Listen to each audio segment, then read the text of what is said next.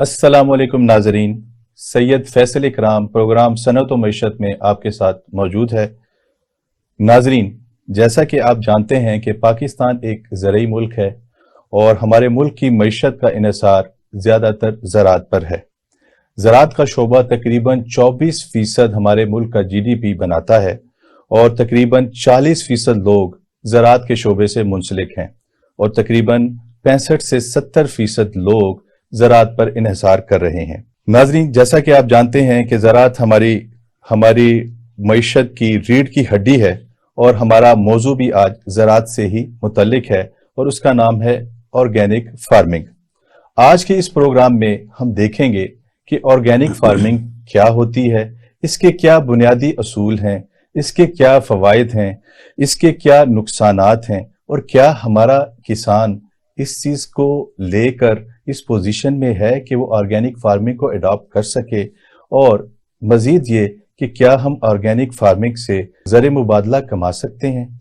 और इसके अलावा हम आगे चलकर ये भी देखेंगे कि क्या हमारी हुकूमत इस मामले में बाखबर है कि वो ऑर्गेनिक फार्मिंग को अडॉप्ट करवा सके हमारे किसानों से। इस वक्त हमारे साथ मौजूद हैं हमारे बहुत ही तजर्बाकार माहिर ज़राअत, इंटरनेशनली नोन माहिर ज़राअत डॉक्टर काशिफ नवाज हमारे साथ मौजूद हैं। अस्सलाम वालेकुम डॉक्टर साहब। इनसे पूछेंगे हम कि ऑर्गेनिक फार्मिंग क्या है। सर, बहुत शुक्रिया जी। तो ऑर्गेनिक फार्मिंग से पहले मैं आपको बताना चाहूँगा कि कायनात की जो सबसे बड़े एग्रीकल्चरिस्ट वो नबी पाक सल्लल्लाहु अलैहि वसल्लम की ज़ात है। ठीक है, आप हैरान होंगे। तो वो इस तरह है कि आपको पता है कि हम नाखून काटते हैं या अपनी बाल तराशते हैं, ठीक है जी, तो उनका जो वेस्ट है वो उसके बारे में ये बताया गया है कि इसको ज़मीन में आप जो है वो दबा दें। ठीक है, तो अब आप उससे ही अंदाज़ा लगा लें, आपको समझ आ गई होगी मेरी बात, कि जो अपना चाहे नेल्स हैं, ठीक है जी, या हेयर्स हैं, तो ये प्रोटीन्स का कैराटीन है, इससे और बहुत बड़ा रिच सोर्स है। इनमें नाइट्रोजन भी है, फास्फोरस भी है, ठीक है, और अपना कार्बन, हाइड्रोजन, ऑक्सीजन यानी ऑर्गेनिक मैटर भी इनके अंदर मौजूद है। तो अब पहले तो नबी सल्लल्लाहु अलैहि वसल्लम ने 1400 साल पहले हमें ऑर्गेनिक फार्मिंग की तरफ हमारी डायरेक्शन करवा दी और हमें इनपुट्स भी बता दिए, ठीक है, तो जिसका आजकल हमें सामने है। अब ऑर्गेनिक फार्मिंग जो है, बेसिकली जो है ऑर्गेनिक फार्मिंग क्या है कि जो आपने कल्टीवेशन करनी है, अपनी फसलें उगानी है, उसके अंदर जो इनपुट्स हैं वो आपके नेचुरल होने चाहिए, ठीक है, ना कि आपके सिंथेटिक या कमर्शियल फर्टिलाइजर होने चाहिए। अच्छा डॉक्टर काशिफ, जो नेचुरल इनपुट्स हैं उसका क्या फायदा है, और आप कंपेयर करें इसके मेरिट्स और डीमेरिट्स को, कि क्या जो सिंथेटिक फर्टिलाइजर्स हैं, जो सिंथेटिक फर्टिलाइजर हैं वो किस तरह रोल प्ले कर रही हैं हमारी पैदावार में, और ऑर्गेनिक फार्मिंग में जब हम इस्तेमाल करेंगे ये नेचुरल इनपुट्स तो उसका क्या फायदा होगा। देखें, काफी लंबा सवाल हो गया आपका वैसे। तो पहला आपका पार्ट जो है ऑर्गेनिक फार्मिंग, देखें जो ऑर्गेनिक फूड होगी, आपको भी पता है, हम खैर हमारा थोड़ा सा हम सब कॉन्टिनेंट में है और बैकवर्ड समझ लें, इतनी रिसर्च भी कोई नहीं है, जबकि यूरोप में ऑर्गेनिक फूड की उनको इम्पोर्टेंस का पता है। ऑर्गेनिक फूड क्या है, जब नेचुरली अपना प्रिपेयर होगी, ठीक है, उसके अंदर सारी इनपुट्स जो हैं, फर्टिलाइजर हैं, पेस्टिसाइड्स हैं, ठीक है, वो कोई अपना केमिकल नहीं होंगे, नेचुरल होंगे, तो वो फूड भी हेल्दी होगी, ठीक है, और उसके अपना आप समझ लें कोई एडवर्स कोई नुकसानात नहीं होंगे।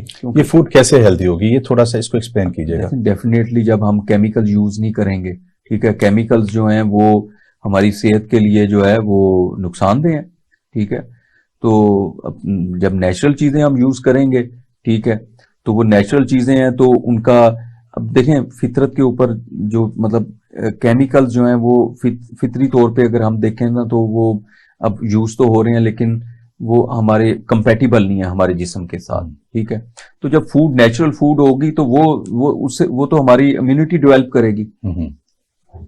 इसके अलावा सिर्फ नेचुरल इनपुट्स में सिर्फ फर्टिलाइजर ही नहीं आती, इसके अलावा ज़रूरी अदियात भी शामिल हैं। सारे क्या आप समझते हैं कि हम इस काबिल हैं कि हमारी जो ऑर्गेनिक जो पेस्टिसाइड्स हैं वो रिप्लेस कर सकती हैं, इसका मुतबादल है जी। सिंथेटिक पेस्टिसाइड्स का? ये आपका थोड़ा सा पहला जो क्वेश्चन है ना, उसमें एक चीज रह गई जिसमें आपने कहा था कि कंपेयर करें इनको कमर्शियल।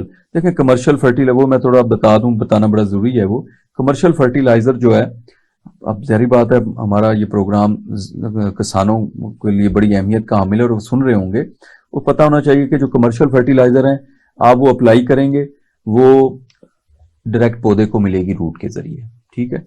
जबकि जो नेचुरल फर्टिलाइजर है वो आप अप्लाई करेंगे, वो सॉइल को मिलेगी। जमीन जिंदा चीज है, ठीक है ना जी, सॉइल को मिलेगी, उसकी फर्टिलिटी इंक्रीज करेगी। अब सॉइल से फिर जो है वो रूट के साथ आएगी।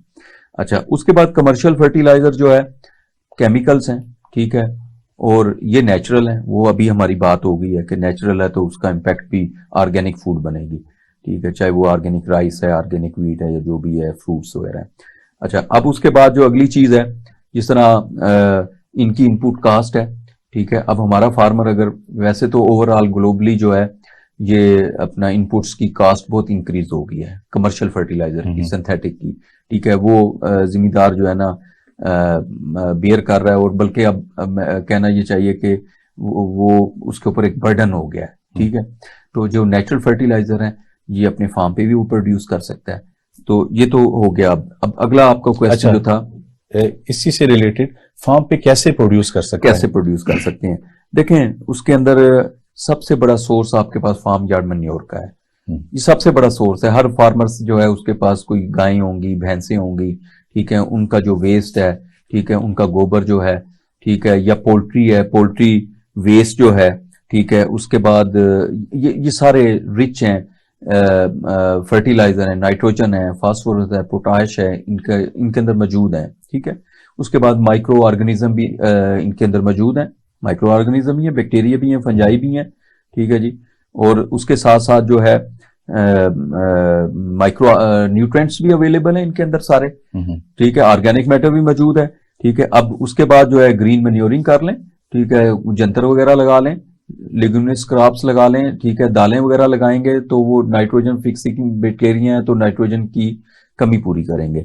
तो उसके बाद जो है जो फैक्ट्रीज हैं हमारे यहाँ, इंडस्ट्रीज हैं, वहां पे बायोमास जो है वो बॉयलर्स के अंदर जो है यूज होता है, ठीक है। तो उसका जो अपना ऐश है, ठीक है, वेस्ट है, वो rich source of nitrogen, phosphorus, potash तो बहुत ज्यादा है उसके अंदर, ठीक है।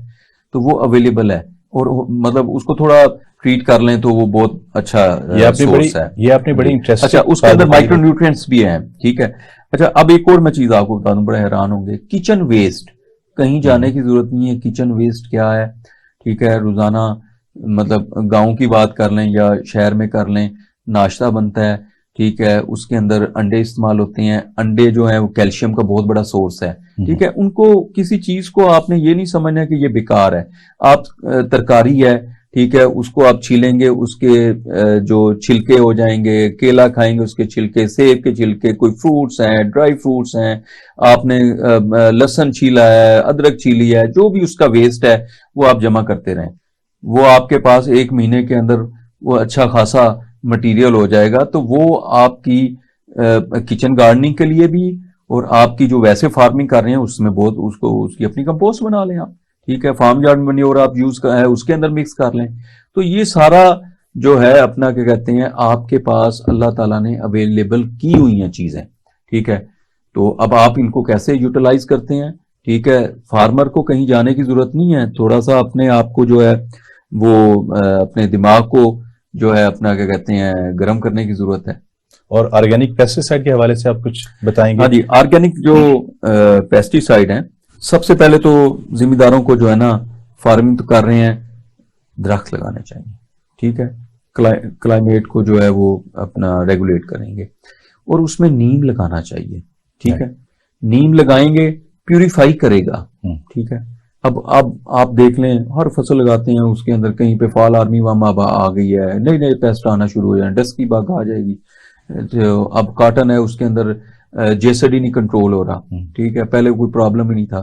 तो ये मतलब नीम को आप लगाएं, फेंस के तौर पे, बाउंड्रीज पे, या वैसे बगीचा बना लें, ठीक है, तो वो प्यूरिफाई करेगा, ठीक है। अच्छा, अब नीम पेस्टिसाइड भी अवेलेबल हैं, ठीक है। उसके अलावा ऑर्गेनिक पेस्टिसाइड में काफ़ी सारी चीज़ें हैं, लहसुन से भी हो रही है। अच्छा, फंजीसाइड के अंदर टोबैको, तंबाकू से फंजीसाइड बन रही हैं, ठीक है, और बनाई जा सकती हैं फार्म के ऊपर, कोई बहुत इसमें रॉकेट साइंस नहीं है।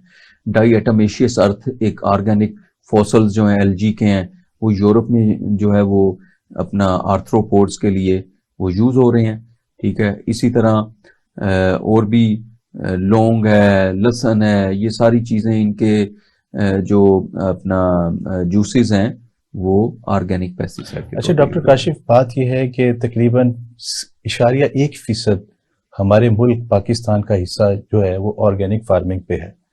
बाकी तकरीबन 99.99% लोग हमारे जो काश्तकार हैं वो ट्रेडिशनल फार्मिंग यानी रवायती तरीक़ाकार इस्तेमाल कर रहे हैं, कमर्शियल फर्टिलाइजर और इनपुट्स इस्तेमाल कर रहे हैं। तो आप क्या समझते हैं कि हमारे इस मुल्क में ऑर्गेनिक फार्मिंग का क्या मुस्तकबिल है? जो हालात बन गए हैं अल्टीमेटली हमें ऑर्गेनिक फार्मिंग में आएगा, वरना आना पड़ेगा, वरना जो अपना कमर्शियल फार्मिंग है वो अब मैं नहीं समझता कि वो सक्सेसफुल होगी। उसकी वजह क्या है, जो क्रॉप्स हैं उनके रेट्स जो हैं वो तो जिम्मेदार के हाथ में नहीं है, ठीक है। सप्लाई डिमांड है वो कहीं पे तेज हो गया, ठीक है। अब ये पूरी दुनिया का एक मसला है, इनपुट कास्ट जो है बहुत ज्यादा इंक्रीज हो गई है और अल्टरनेटिव वेज जो है उनके ऊपर जा रहे हैं। और हमारा फार्मर जो है वो आपको पता है अभी फास्फोरस की प्राइसेस कितनी, अच्छा अब रॉक फास्फेट जो है वो ऐसा ऐसा जो है उसके जखायर खत्म होते जा रहे हैं, ठीक है। पोटाश है या नाइट्रोजन है, नाइट्रोजन की कितनी आपके सामने है प्राइस कहाँ चली गई है। तो ये अब फार्मर जो है अफोर्ड ही नहीं कर सकता आहिस्ता आहिस्ता, ठीक है। तो वो अल्टरनेटिव वेज की तरफ आना पड़ेगा, ठीक है। फार्मिंग जो करनी है ये अपना कहते हैं अखराजात बर्दाश्त नहीं कर रहा, ठीक है। अब वो अल्टरनेट सोर्स के ऊपर आएगा, ठीक है। उसके अंदर जो है नाइट्रोजन का, फास्फोरस का, पोटाश का, वो आपको मैंने पूरी लिस्ट बताई। फार्म यार्ड मैन्योर है, किचन वेस्ट है, पोल्ट्री वेस्ट है, ग्रीन मैन्योरिंग है, बायोमैस, ठीक है। ये सारे जो चीजें हैं ये थोड़ी सी डायरेक्शन देनी होगी, जिम्मेदार को बताना होगा, ठीक है। तो वो इनके ऊपर उसे आना पड़ेगा। अच्छा डॉक्टर काशिश, ये बताइएगा कि ऑर्गेनिक इनपुट्स जब हम डालते हैं तो उस पे क्या एवरेज यील्ड पे भी फर्क पड़ता है? क्या उससे बेहतर एवरेज यील्ड हमें मिलती है ट्रेडिशनल फार्मिंग से या इससे कम मिलती है? देखें थाईलैंड के अंदर ना फिलीपीन के अंदर कॉर्न कॉब वेस्ट, उसके ऊपर जो है एक पूरी रिसर्च हुई है। वहाँ पे उनकी एक यूनिवर्सिटी है, वहाँ पे उन्होंने बकायदा इसको जो उनकी वहाँ पे स्प्रिंग मेज है तो उसके ऊपर जो इनपुट्स वो यूज़ करते हैं कमर्शियल फर्टिलाइज़र, ठीक है, नाइट्रोजन, फास्फोरस, पोटाश वगैरह, तो उन्होंने उसके अब फार्मर जो है उसके ऊपर हैवी एक्सपेंसेस उसके आते हैं। तो उन्होंने जो क्या किया, उन्होंने जो कॉर्न कॉब है उसका जो वेस्ट था उसको उन्होंने यूज़ किया, ठीक है। और अपना चेक के अंदर जो है ना वो कमर्शियल फर्टिलाइज़र आ गई, ठीक है। और उन्होंने वो 1 टन या 2 टन वो दूसरी कॉर्न कॉब वेस्ट जो है वो यूज़ की। अच्छा, अब कॉर्न कॉब जो वेस्ट है वो रिच सोर्स हुआ है पोटैश का, ठीक है जी। और उसमें फास्फोरस भी है, उसके अंदर थोड़ी सी नाइट्रोजन भी है और बाकी अपना माइक्रोन्यूट्रिएंट्स भी अवेलेबल है। अच्छा, अब जो यील्ड आई है वो कमर्शियल फर्टिलाइजर और जो ऑर्गेनिक फर्टिलाइजर होगी वो उतनी ही आई है, ठीक है, उसके यूज करने के वो उसको मैच कर रही है। अच्छा, किसान की अर्निंग पे इसका क्या फर्क पड़ेगा? क्या आप समझते हैं कि ऑर्गेनिक जो हमारी फूड है वो ज्यादा महंगी बिकती है, ज्यादा एक्सपेंसिव बिकती है बनिस्बत हमारी ट्रेडिशनल फार्मिंग के? देखें, सबसे पहले तो जो इनपुट्स हैं, अब फार्मर जो है उसके लिए बड़ा मुश्किल हो गया है कि वो इनपुट्स जो है महंगे इनपुट्स कमर्शियल जो फर्टिलाइजर हैं वो अफोर्डेबल नहीं रह गई हैं, ठीक है। तो वो ये ऑर्गेनिक सोर्स पे आएगा, ठीक है।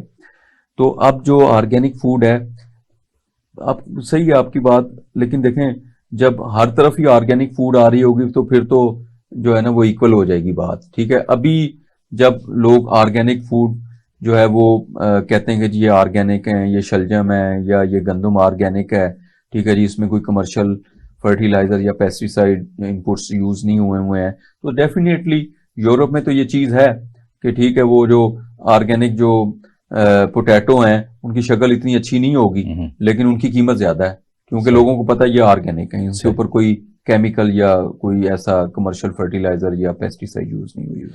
नाज़रीन, वक्त हुआ एक छोटे से वक्फे का। वक्फे के बाद हाजिर होते हैं, कहीं मत जाइएगा, हमारे साथ रहिएगा।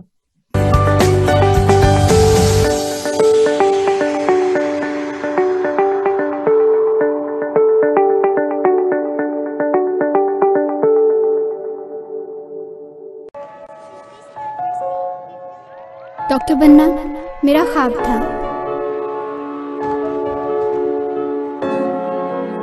अल्हम्दुलिल्लाह पूरा हुआ।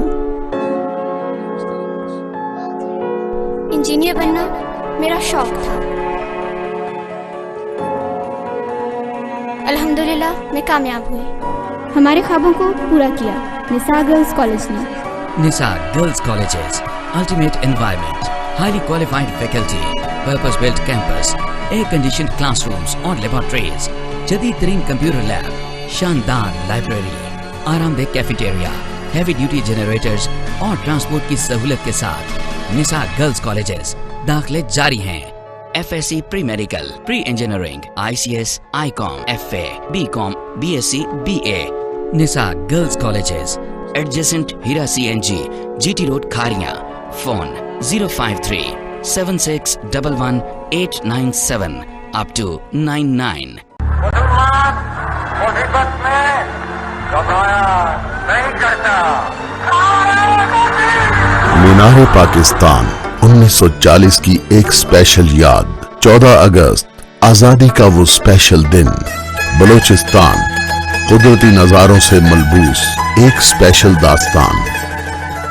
सिंध सकाफत की चाशनी में डूबी एक स्पेशल कहानी। पंजाब खूबसूरत वादियों में बिखरी एक स्पेशल तारीख। खैबर पख्तूनख्वा सर बुलंद पहाड़ों के बीच एक स्पेशल खित्ता। और कुछ नायाब और स्पेशल लोग। कायद आज़म मोहम्मद अली जिन्ना, अल्लामा मोहम्मद इकबाल, सैयद अबुल आला मौदूदी, डॉक्टर अब्दुल कदीर खान, अब्दुल सत्तार ईधी, नेमतुल्लाह खान और इन जैसे हजारों लोग जिनसे बनता है एक स्पेशल पाकिस्तान। और अब इन सब को समेटते हुए आ रहा है स्पेशल टीवी, जिसमें होगा वो सब कुछ जो हमें बनाता है स्पेशल।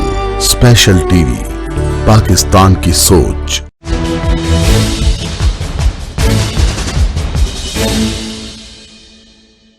बिस्मिल्लाहिर्रहमानिर्रहीम। हकीकत यह है कि यहाँ स्पेशल टीवी के स्टूडियो में आकर हद दर्जा दिली मुसर्रत हुई है। अमेरिका में रहते हुए हमें कई दफ़ा ये एहसास हुआ कि पाकिस्तान का इमेज एक बहुत ही गलत तौर पे वहाँ पेश किया जाता है और हकीकतन बाज़ औक़ात लगता है कि पाकिस्तान एक मज़लूम मुल्क है। पाकिस्तान का जो पोटेंशल है, पाकिस्तान में अल्लाह ताला ने जो सलाहियतें दी हुई हैं, जो यहाँ पे हर लिहाज से कुदरती और अफराद के लिहाज से जो कुछ दिया हुआ है उसका इजहार नहीं होता। पाकिस्तान दुनिया का 5वां बड़ा मुल्क है और इस तमाम तर मज़लूमियत के बावजूद तकरीबन 15-20 वेरिएबल्स में दुनिया के 10 बड़े मुल्कों में आता है।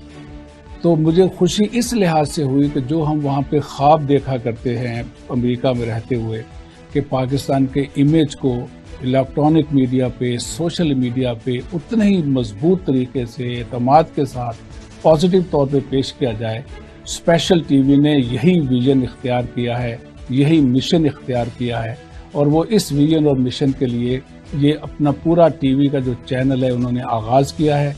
मेरी बड़ी दिली दुआ है और जो कुछ हमसे हो सका इसकी कामयाबी के लिए वो भी इंशाल्लाह करने का अज़्म रखते हैं कि स्पेशल टीवी सही मानों में पाकिस्तान के कल्चर को, पाकिस्तान की सकाफत को, पाकिस्तान के पोटेंशल को, पाकिस्तान की सलाहियतों को, इसके पाकिस्तान के इमेज को दुनिया में हर दर्जा बेहतरीन तरीके से पेश करे और उसमें जितना भी वो काविशें कर रहे हैं, हमारी दुआ है कि अल्लाह ताला उसे कामयाब करे।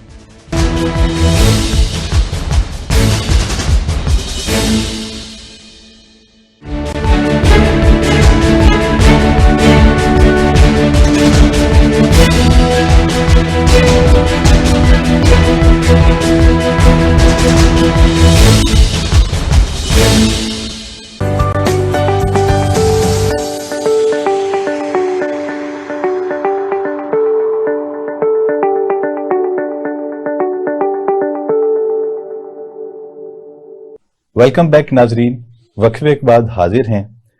हमारे साथ मौजूद हैं डॉक्टर काशिफ जी। तो डॉक्टर काशिफ, ऑर्गेनिक फर्टिलाइजर अगर एक किसान प्रोड्यूस करना चाहता है अपने फार्म पे तो वो कैसे बना सकता है, जरा इसको थोड़ा सा तफसील से बताइएगा। मैंने थोड़ा सा स्केच तो आपको बताया कि ये चीज़ें हैं, तो अब फार्म के ऊपर बड़ा बहुत ही आसान है, बड़ा सिंपल है, इसमें कोई रॉकेट साइंस नहीं है। देखें, जिसके पास कुछ मतलब 5-7 जानवर हैं, गाय या भैंसें मौजूद हैं, उनका गोबर है, ठीक है, वो जो वेस्ट है, ठीक है, उसको वो इकट्ठा करता रहे, ठीक है। अच्छा, अब जो है ना, मैं आपको एक और बता दूं, ये अपना FAO की एक पिछले साल से food and agriculture organisation, food and agriculture की जो है ये मतलब उन्होंने एक मतलब इसके ऊपर अवेयरनेस क्रिएट कर रहे हैं। वो कह रहे हैं कि अगले 40 साल तक फसलें होंगी, उसके बाद फसलें नहीं होंगी। यानी कि फार्मर्स जो हैं, ये पूरी दुनिया की बात कर रहे हैं, ये नहीं कि सिर्फ मतलब वो अपने अमेरिका की भी बात कर रहे हैं और एक मतलब ग्लोबली उसकी रीजन क्या है, वो कह रहे हैं 40-50 फसलें होंगी, नहीं सॉरी 70 to 80 क्रॉप्स ले सकते हैं बस, ठीक है। अब साल में 2 क्रॉप्स हो तो ये 40 ईयर्स, और उसके बाद जमीन जो है वो इनफर्टाइल होती जाएगी, ठीक है, और उसके अंदर जो है ना फसलें नहीं उगा करेंगी। तो ये एक बड़ी अलार्मिंग चीज है। अच्छा, अब उसकी वजह क्या है? उसकी वजह यह है कि कमर्शियल फर्टिलाइजर यूज कर करके तो जमीनें जो है ना, उनका भट्ठा, उनका स्ट्रक्चर चेंज हो गया है। स्ट्रक्चर, फैसल साहब, स्ट्रक्चर चेंज हो गया है, ठीक है। आप कमर्शियल फर्टिलाइजर यूज करते हैं। अच्छा, अब एक और चीज आ गई, फास्फोरिक एसिड, ठीक है, सल्फ्यूरिक एसिड, ठीक है जी, ये फास्फोरस का सोर्स है, ठीक है। ये थोड़ा सा हट गई है चीज, लेकिन ये बड़ी जरूरी है, इसी का पार्ट है वैसे ये, ठीक है। अब लोग इंपोर्ट कर लेते हैं, ठीक है, मतलब दुकानदार हैं या इस तरह के, यानी आप कहना ये चाह रहे हैं कि दुनिया में फास्फोरस नापैद हो रही है। हाँ, वो तो हो रही है नापैद, ठीक है, लेकिन ये चीजें जो हैं वो दुकानदार इंपोर्ट करके वो अपना एक अलहदा उन्होंने बनाया हुआ है। कोई वहां पे एग्रीकल्चरलिस्ट नहीं है, कोई सॉइल साइंटिस्ट नहीं है जो इसकी चीज को समझें कि ये डाल दें, ठीक है, वो तो जमीनें बंजर कर रहे हैं, ठीक है। एक ये भी एक बीच में आ गया। अच्छा, खैर, तो अब वो प्रोड्यूस कैसे करना है? लोग गोबर डालते हैं। FAO कह रहा है कि जमीन जो है वो बंजर हो रही है। क्यों हो रही है? माइक्रोब्स खत्म हो रहे हैं, केमिकल डाल रहे हैं, ठीक है। अब जो हमारे किसान है ना, जो कहते हैं कि जी रिजल्ट आना चाहिए, मैं आपको एक थोड़ा सा वाकया सुनाता हूँ। राइस की क्रॉप थी, एरिया था पाकपतन, दीपालपुर पाकपतन, तो वहां पे जो है वो बोरर कंट्रोल नहीं हो रहा था, तो वो एक केमिकल है, कार्टेप है, ठीक है। तो वो मैंने उन्हें कहा यार ये डाल दें, उन्होंने कहा नहीं ये नहीं है। उन्होंने उसमें 2 और जो है ना, वो एक FO लेवल के बंदे ने, ठीक है, जो मतलब नॉन टेक्निकल, उसने कहा नहीं जी ये डालें, बड़ा रिजल्ट आएगा, ठीक है। अच्छा, अब क्या हो रहा है? अब उस बेचारे को तो नहीं पता, मैंने मना किया, मैंने कहा ये नहीं, कि वो जमीन के अंदर जाएगी, वो पॉइजन जाएगा, ठीक है। तो वो जमीन तो अंदर जो है वो अपना बैक्टीरिया या फंगस है, तो ये वो किल हो जाएंगे, ठीक है। तो जमीन जो है माइक्रोब्स के ऊपर चल रही है।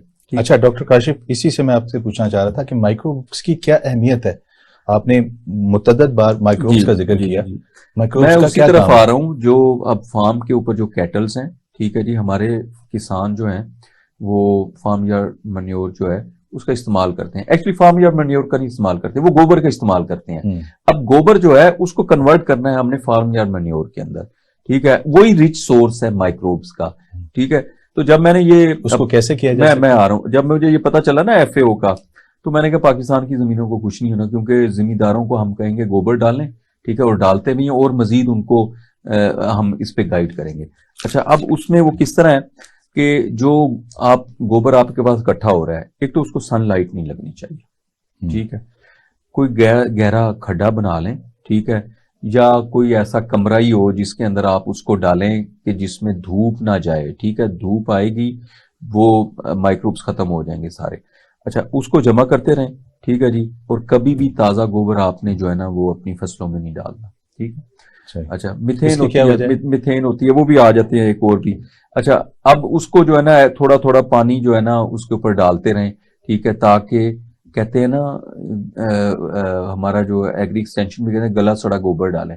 भाई गला सड़ा है कि वो जब अपना उसमें डिकम्पोजिशन का प्रोसेस शुरू हो जाएगा। डिकम्पोजिशन क्या है, जैसे कोई चीज मर जाती है तो वो बदबू आ रही होती है, वो बैक्टीरिया फंजाई वगैरह आ जाते हैं, ठीक है। तो वो इसी तरह जो है गोबर जो है वो डिकम्पोज होता है और वो एक अपना फर्टिलाइजर बननी शुरू हो जाती है, ठीक है। उसमें नाइट्रोजन भी है, उसमें फास्फोरस भी है, पोटाश भी है, कार्बन, हाइड्रोजन, ऑक्सीजन, ये ऑर्गेनिक मैटर का पार्ट है, कार्बन, हाइड्रोजन, ऑक्सीजन। अच्छा, और उसके बाद माइक्रोन्यूट्रिएंट्स उसके अलावा उसके अंदर मौजूद हैं। अब ये आप अपना कहते हैं तकरीबन 2 या 3 महीने पुराना जो गोबर होगा उस पर पानी फेंकते रहें, ठीक है। वैसे तो 15-20 दिन में डिकम्पोज हो जाएगा।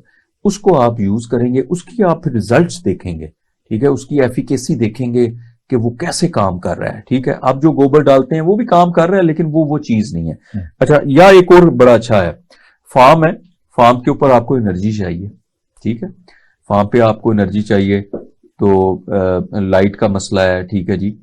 बिजली का आपको पता बड़ा क्राइसिस है हमारे पास, तो बड़ा जबरदस्त है, बायोगैस का अपना प्लांट लगा लें, ठीक है। गवर्नमेंट लगा के दे रही है, लगाए हैं पहले, अब नहीं है तो अपना कोई 50,000 70,000 तक वो लग जाता है। वो बायोगैस प्लांट जो है उसमें गोबर डालना है आपने, ठीक है।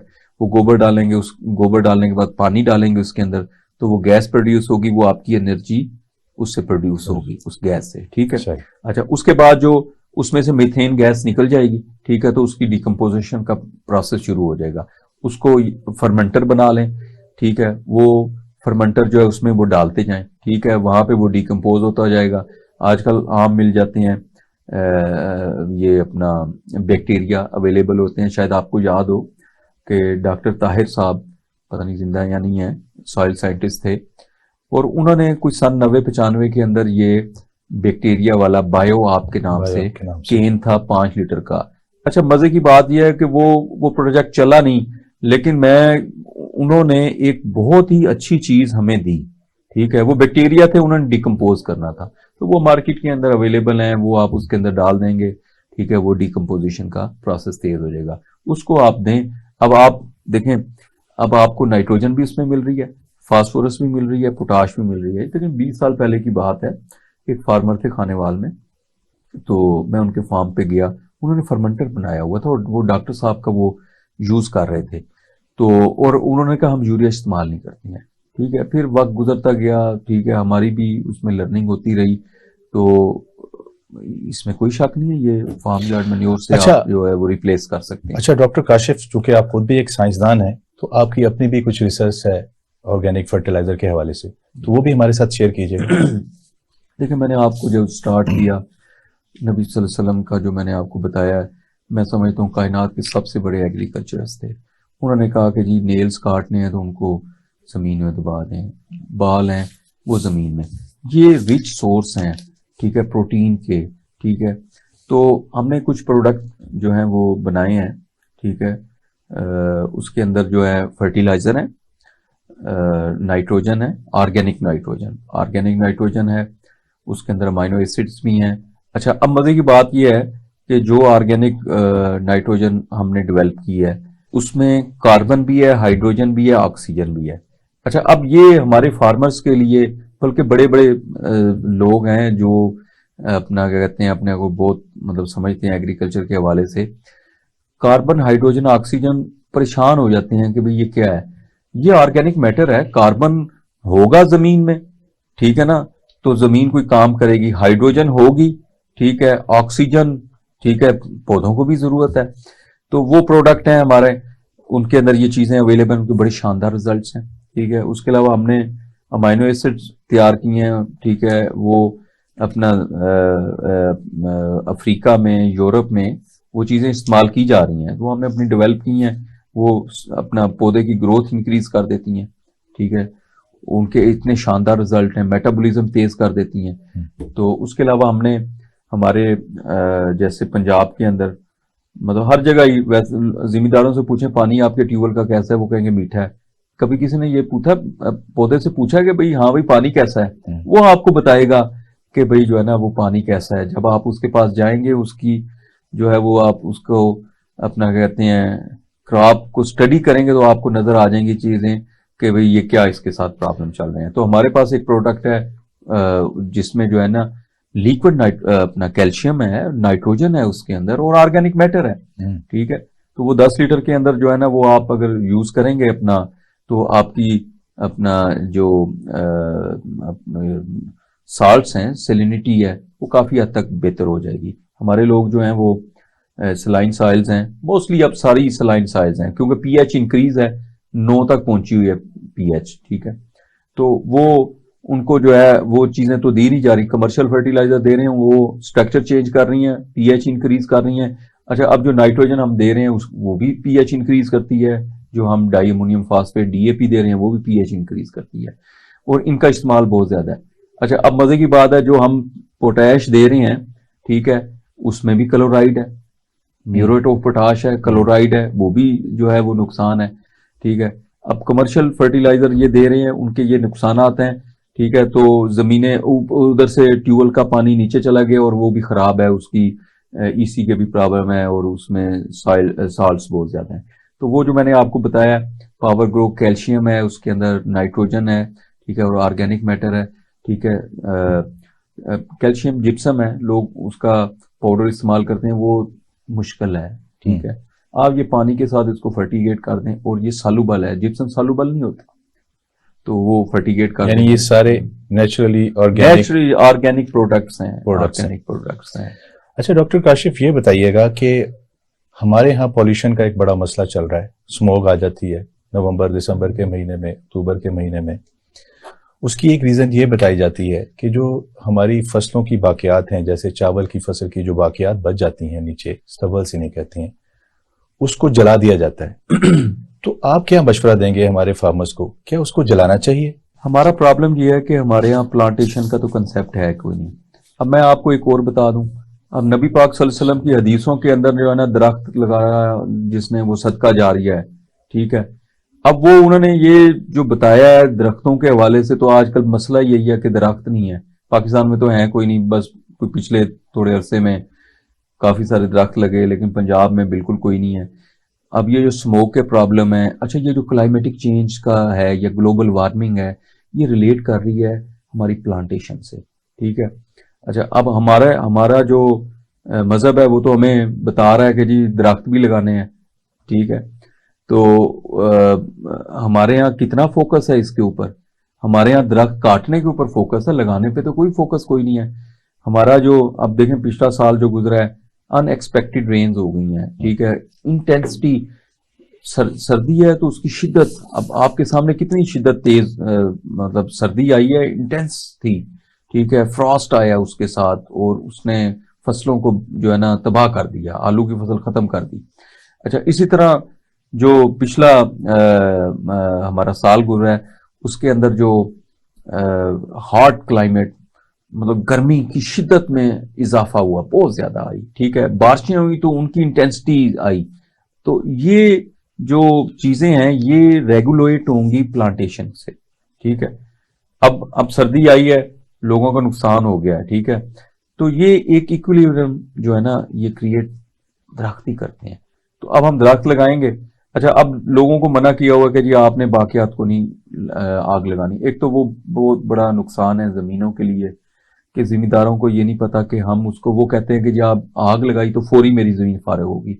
वो ये नहीं सोचते हैं कि आग लगाने से टेम्परेचर राइज होता है, जो माइक्रोब है, जमीन जिंदा चीज है, वो किस वजह से जिंदा है कि उसमें जो है बैक्टीरिया है, फंजाई है, ठीक है, माइक्रोब्स है, ठीक है। वो माइक्रोब्स की वजह से जिंदा है, ठीक है। उनको आप आग लगा के मारी जा रहे हैं। फिर उसके बाद जो है ना आप पेस्टिसाइड, कतन ऐसी पेस्टिसाइड ना करें किसी अच्छे एग्रीकल्चर दुकानदार के कहने पे, अच्छे एक्सपीरियंस्ड एग्रीकल्चरिस्ट, उससे माहिर से पूछे बगैर आप जो है वो कोई भी स्प्रे ना करें। तो प्लांटेशन इंक्रीज होगी, स्मोक के मसले भी हल हो जाएंगे, लेकिन ये फौरन हल होने वाले नहीं है। इसके ऊपर तो प्रोजेक्ट चलाएं, ठीक है, उसका इम्पैक्ट आएगा, मौसम भी अच्छे हो जाएंगे, स्मोक भी खत्म हो जाएगी, पोल्यूशन भी खत्म हो जाएगी। यानी आप चाहते हैं कि अर्बन फॉरेस्टेशन भी हो और दरख्त भी ज्यादा लगाए जाएं। Exactly. दरख्त का डेफिनेटली एलिलोपैथिक इफेक्ट भी होता है, ये जड़ी बूटियों को भी रोकते हैं, और सारी बात है कि हमारी इन्वायरमेंट को भी प्यूरिफाई करते हैं। जी डॉक्टर काशिफ, अभी आपने जिक्र किया कि जैसे हमारा पानी जो है वो काफी पॉल्यूटेड है, अभी आपने उससे पहले अपनी एक रिसर्च बताई कि आपके पास ऐसी प्रोडक्ट है जो कि पानी को ठीक करती है, तो उसके हवाले से ज़रा आपसे इसका जवाब लेते हैं एक छोटे से वक्फे के बाद। नाजरीन कहीं मत जाइएगा, अभी थोड़ी देर के बाद हम हाजिर होते हैं।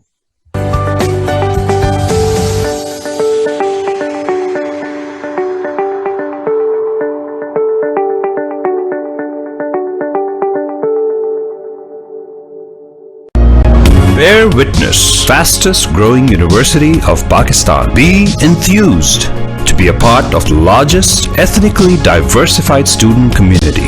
We recognize there is more to learning than sitting in a luxurious classroom. That is why we provide our students rich, interactive campus life. Here, we carve you to imagine, believe, achieve. The University of Lahore. Discover yourself. मुसलमान मुसीबत में घबराया नहीं करता। मीनार पाकिस्तान 1940 की एक special याद। 14 अगस्त आजादी का वो स्पेशल दिन। बलूचिस्तान कुदरती नजारों से मलबूस एक स्पेशल दास्तान। सिंध सकाफत की चाशनी में डूबी एक स्पेशल कहानी। पंजाब खूबसूरत वादियों में बिखरी एक स्पेशल तारीख। खैबर पख्तूनख्वा सर बुलंद पहाड़ों के बीच एक स्पेशल खित्ता। और कुछ नायाब और स्पेशल लोग। कायदे आज़म मोहम्मद अली जिन्ना, अल्लामा मोहम्मद इकबाल, सैयद अबुल आला मौदूदी, डॉक्टर अब्दुल कदीर खान, अब्दुल सत्तार ईधी, नेमतुल्लाह खान और इन जैसे हजारों लोग जिनसे बनता है एक स्पेशल पाकिस्तान। और अब इन सब को समेटते हुए आ रहा है स्पेशल टीवी, जिसमें होगा वो सब कुछ जो हमें बनाता है स्पेशल। स्पेशल टीवी, पाकिस्तान की सोच।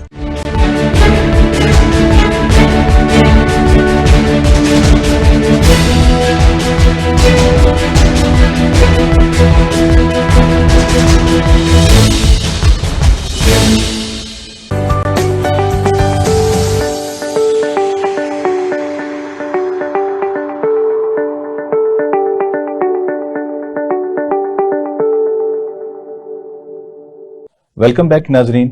वक्फे से पहले मैं डॉक्टर काशिफ साहब से ये सवाल पूछ रहा था कि हमारी जो पानी के हवाले से जो हमारा मसला चल रहा है कि हमारे पानी जो है वो सेलाइन वाटर है, तो उसको ठीक करने के लिए आपके पास कोई ऐसी प्रोडक्ट है जैसे आपने भी पहले जिक्र किया, और इसके अलावा और क्या क्या इकदाम किए जा सकते हैं पानी को ठीक करने के लिए? फैसल भाई, इस तरह है कि हमारा ना सबसे ये अपना कमर्शियल फर्टिलाइजर तो हो गया ना कि इनपुट कास्ट इंक्रीज है। उसके बाद ये बहुत बड़ा मसला है हमारे लिए। हमारा जो पानी है, जेर जमीन पानी जो है वो हार्ड वाटर है, ठीक है, हार्ड वाटर है। और वो फसलों के लिए जो है अभी तो हमें उससे देखे ना पैदावार आ रही है, जिम्मेदार को इस चीज की समझ नहीं है, ठीक है। लेकिन जो बंदे एक्सपर्ट्स हैं, जो स्किल्ड लोग हैं, जो प्रोफेशनल हैं, एग्रीकल्चरिस्ट हैं, वो तो इस चीज को समझते हैं कि ये हार्ड वाटर है और ये ऐसा ऐसा जो है वो आप जो इनपुट्स भी यूज कर रहे हैं, कमर्शियल फर्टिलाइजर हैं, वो जमीन की पीएच भी इंक्रीज हो रही है,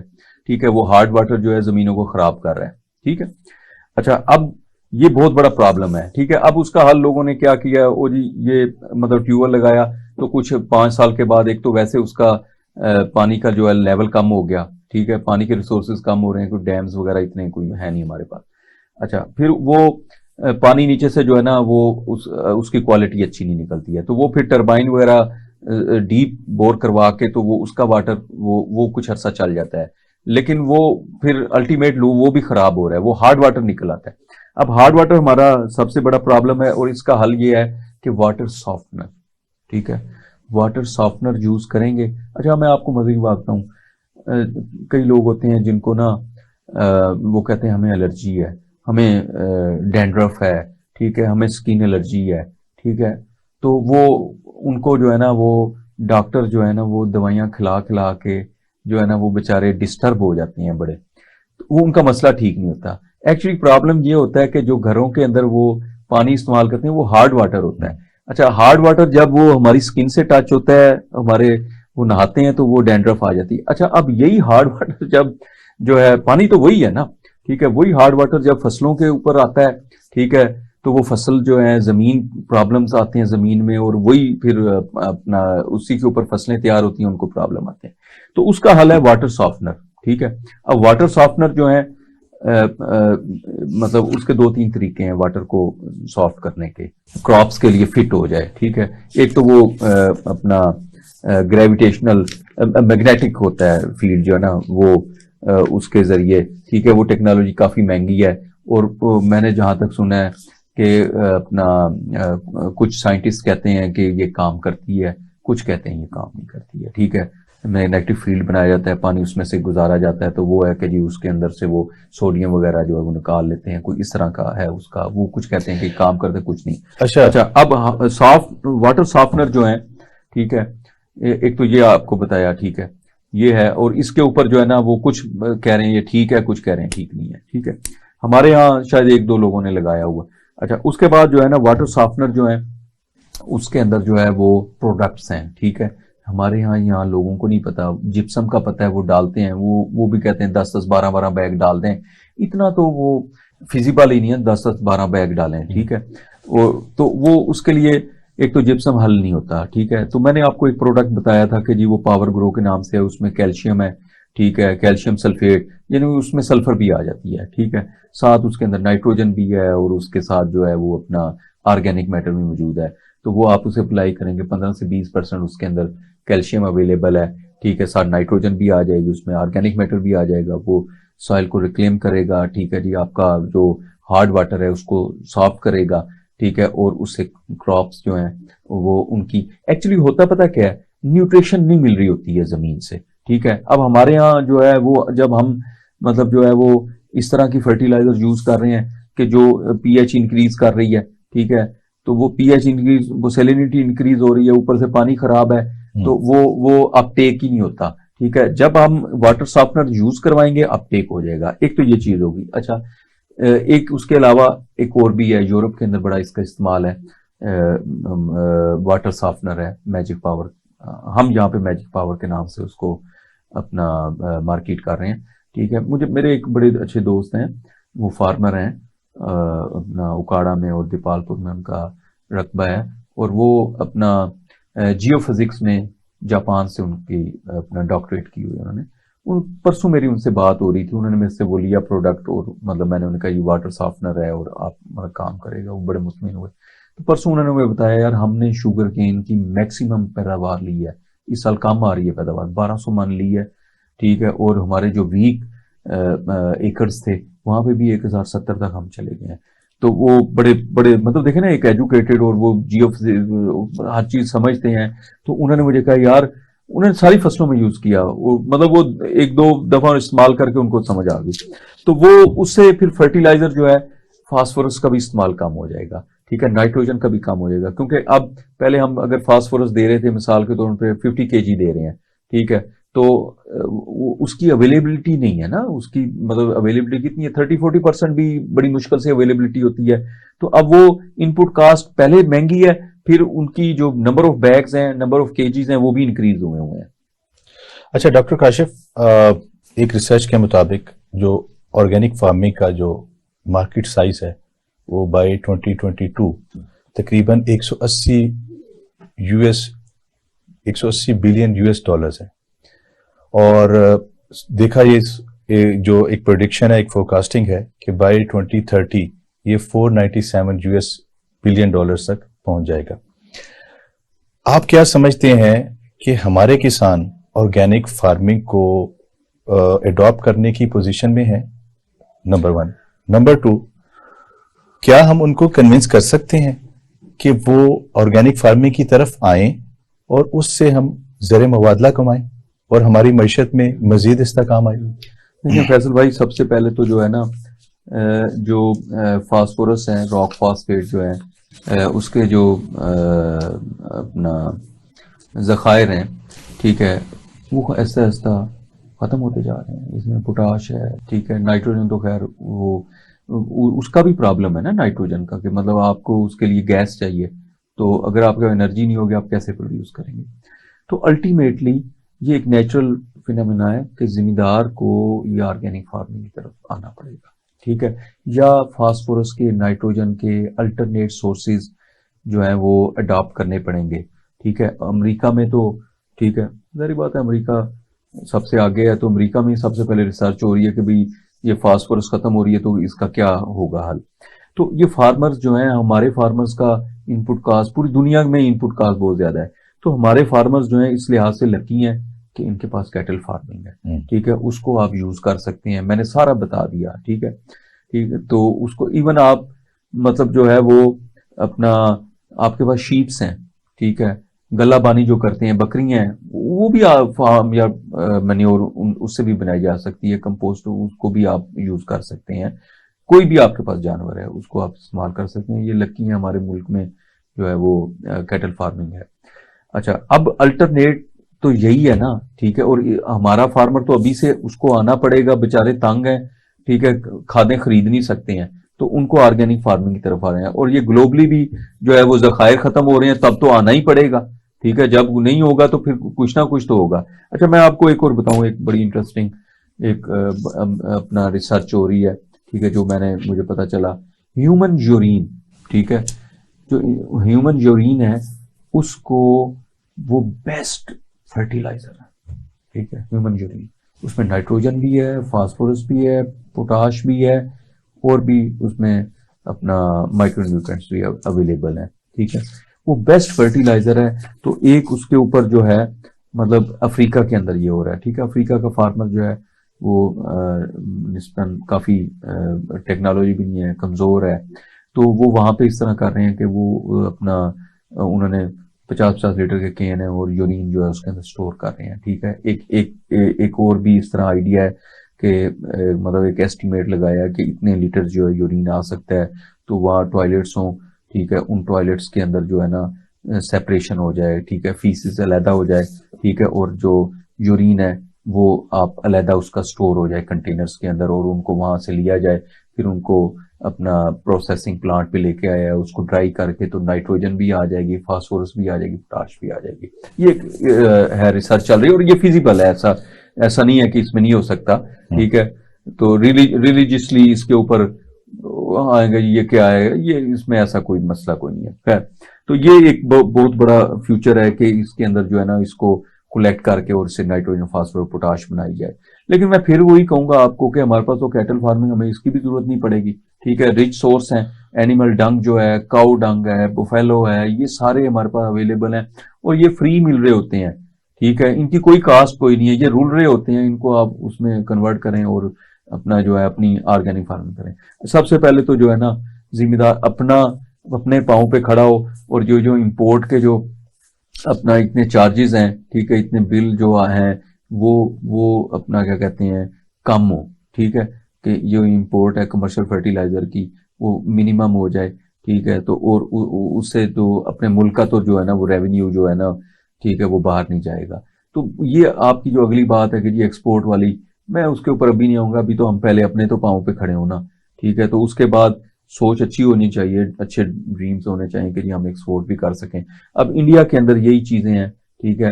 अच्छा, मजे की मैं बात बताऊं आपको, इंडियंस जो हैं वो अब क्रॉस यूरिया की जो बैग है उसके ऊपर जो है ना उन्होंने रेड लाइन लगा दी है कि नहीं ये हम जो है ना यूज नहीं करेंगे, ठीक है। वो कह रहे हैं युगर्ट, ठीक है, दही जो है तो वो उसको कन्वर्ट कर रहे हैं यूरिया के अंदर, और वो कामयाबी से अपना कई फार्मर्स हैं वो कह रहे हैं कि नहीं ये बड़ा अच्छा रिच सोर्स है नाइट्रोजन में। सही। अरे डॉक्टर साहब, ये बताइए कि हमारी हुकूमत इस सिलसिले में कुछ इकदाम कर रही है? मेरा नहीं ख्याल है कि हमारे यहाँ इसके ऊपर कोई फोकस हो, ठीक है। देखिए, ये कोई पॉलिसी बननी चाहिए, ठीक है। हम एक मतलब जो है ना मतलब गरीब मुल्क है, लेकिन हमारे रिसोर्सेज बहुत ज्यादा है हमारे पास, ठीक है, और उनको यूटिलाइज नहीं किया जा रहा, इतने सारे डॉलर बाहर जा रहे हैं। यही फर्टिलाइजर जो है वो यहाँ पे थोड़ा फोकस हो ऑर्गेनिक फार्मिंग के ऊपर, ठीक है जी। हमारे मतलब अगर महकमे के लोग भी एक्सटेंशन के जाते हैं तो वो कहते हैं 2 बोरी DAP डाल दें, 1 बोरी पोटाश डाल दें, 2 यूरिया डाल दें, ठीक है। वो इसके ऊपर फोकस करें कि यार आप ऑर्गेनिक, थोड़ा बहुत तो फोकस है लेकिन वो मुकम्मल फोकस करवाएं कि यार इसके ऊपर आप जो है ना फोकस करें, ये अपना इसको अपनी फार्म यार्ड मैन्योर जो है, इसको अपना गोबर को फार्म यार्ड मैन्योर में कन्वर्ट करें, और ये आपका rich source of nitrogen, phosphorus, potash है, इसको आप यूज करें। ठीक है, ये अल्टरनेट है उसका। तो इस तरह जो है वो दो काम होंगे, उसकी जिम्मेदार की भी इनपुट कास्ट कम हो जाएगी, और जो इंपोर्ट हो रही है, ठीक है, वो भी जो है मतलब जो है बर्डन कम हो जाएगा। मतलब आपका कहने का ये है कि हमारा एक्सटेंशन डिपार्टमेंट का इस पे फोकस नहीं है। हमारी मैं तो यही समझता हूँ, अगर हो तो फिर लोग इस काम पे हों, लेकिन कराया जा सकता है, उनका इतनी बड़ी फोर्स है, ठीक है, तो इसके ऊपर फोकस किया जा सकता है, ये तो बड़ा आसान है। जी नाज़रीन, आज की इस डिस्कशन से साबित हुआ है कि ऑर्गेनिक फार्मिंग ट्रेडिशनल फार्मिंग से काफी बेहतर है, क्योंकि अब वक्त आ गया है कि हम मसनूई खादों और ज़रिया अद्वियात का इस्तेमाल कम से कम करें और आने वाली नस्लों को इनके मुज़र असरात से महफूज रखें। अपने मेज़बान डॉक्टर फैसल इकराम को इजाज़त दीजिए। अगले प्रोग्राम में फिर आपसे मुलाकात होगी। अस्सलाम वालेकुम।